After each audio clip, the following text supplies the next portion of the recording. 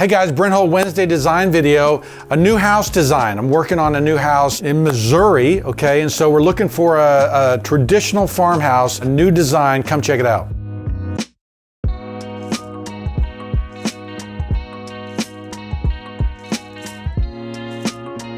Okay guys, working on a new house and kind of laying out the land of where it's gonna go. I've got a number of different iterations. I'm trying to figure out how we connect off the road, where it lands on the property. I went out and visited it with them. This is my view of kind of maybe you have a stone wall, a wood gate that goes through some trees and then goes out into these fields. So if you can imagine kind of coming off the road with that stone wall there and then coming up into here. I've got, a barn building. I've got a new house, a possible pool over here.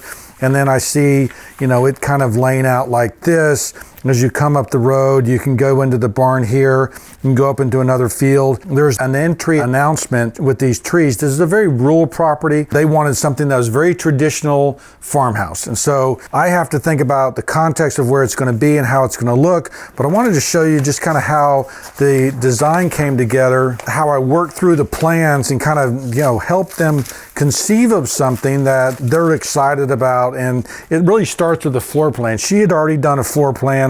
And, it was kind of looking at it all, I realized that she had about a 40-foot plan and it was getting really crowded. And so I deduced from all this, they wanted a downstairs master, they wanted a living room, kind of this big kitchen area.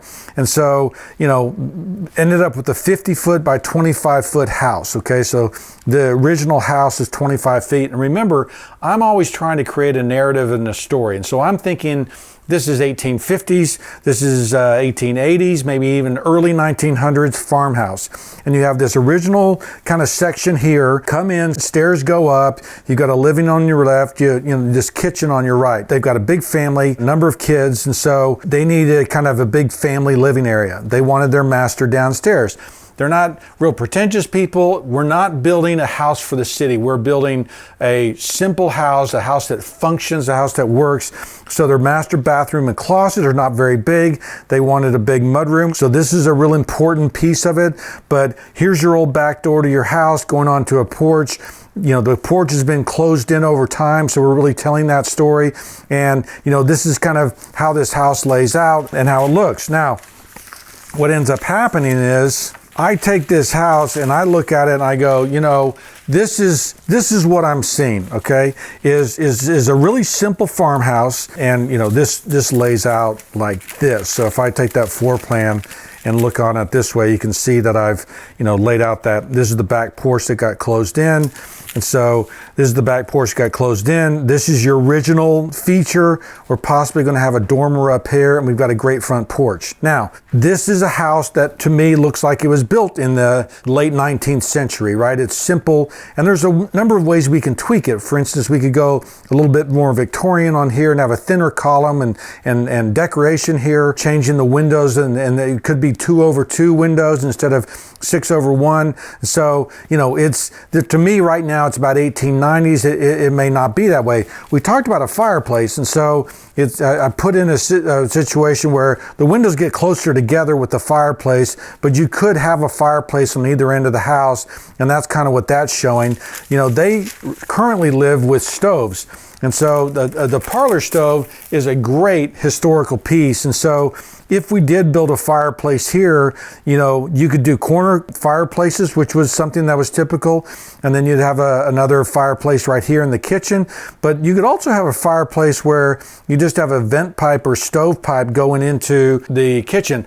I don't think people realize today how historical that was, how common that was for houses of this era. In order to heat and cool, having a parlor stove, maybe even having a kitchen stove, really was an important piece and how that went together.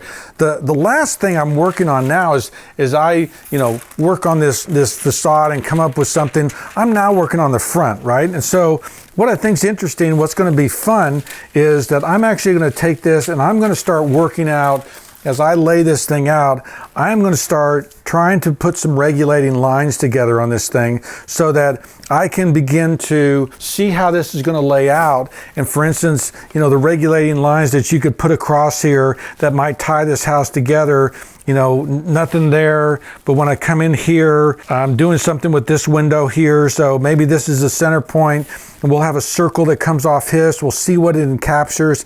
We'll start doing some squares and some root 2, some double squares. The way this currently lays out, because it's 50 feet, I've got two 25-foot squares here, right? And so that may be something that we want to play with. But, you know, at this phase, you can see it kind of roughly laid out, but I will now start to play with the proportions of it so that the proportions of the windows, the proportions of the panes of the individual pieces of glass, even this square inside here, and just the relationship to how it goes to the window above, all of those things are kind of how I'm going to infuse those traditional historical details. One of those houses that you walk up to and you go, I don't know why I like it, but I like it.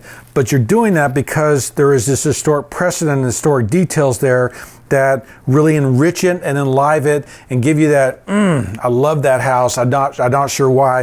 It's because there'll be regulating lines, because there will be an overlaying geometry on this house that will make it beautiful and and timeless.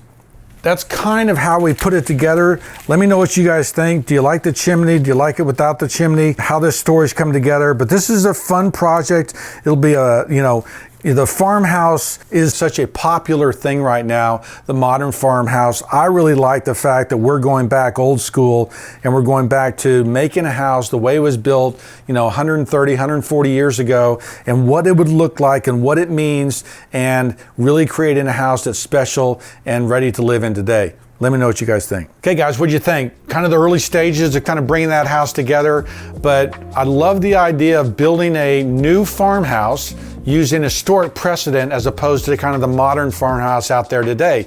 It really gives it unique characteristics that are contributing to the overall story. There's a great byline, should be fun as the barn comes together. Anyway, let me know what you guys think. New, old farmhouse.